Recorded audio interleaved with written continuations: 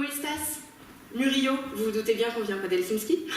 Il y a un truc super fun avec ma grand-mère, c'était les vacances. Ouais, les vacances, on partait tous les étés, 15 jours direction la Costa Brava, on avait un petit appart là-bas, c'était génial. On partait, mes parents, mes frangins, moi dans la voiture, direction le soleil. Pendant 15 jours, fallait se cogner la grand-mère.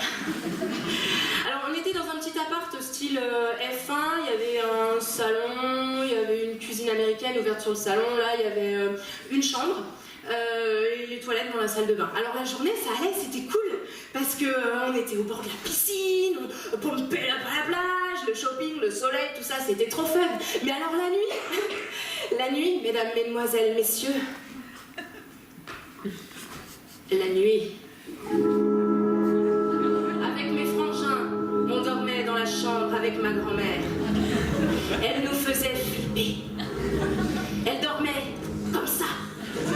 Comme une morte. Sauf qu'elle n'était pas morte. Elle ronflait tout ce qu'elle pouvait. Systématiquement, toutes les nuits, elle se levait pour aller faire pipi. Elle se redressait dans son lit. Oh, yeah. Elle allumait la lumière. Oh, pas la petite lampe de chevet, non. Le plafonnier, les néons. Elle se levait, pas du tout discrètement.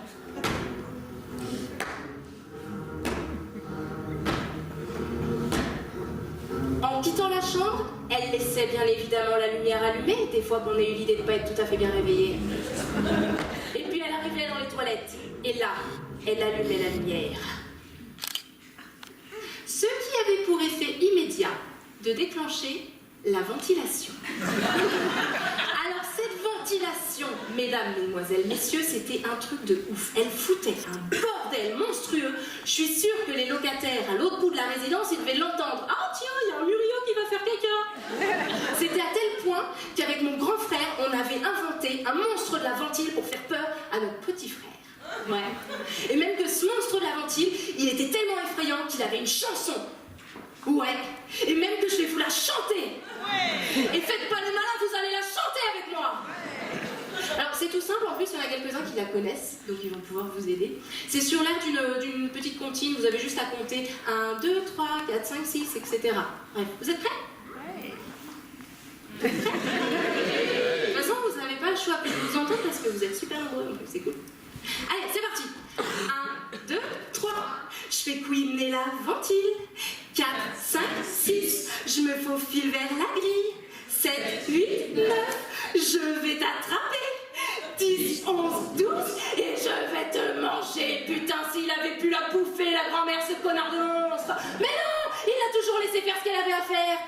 Les chutes du Niagara, la comparaison s'impose. Les pipis niagaresques de ma grand-mère achevaient de nous horrifier au fond de notre lit. À peine sa tête avait-elle reposé sur l'oreiller que déjà elle se remettait à ronfler. Et notre nuit était définitivement foutue.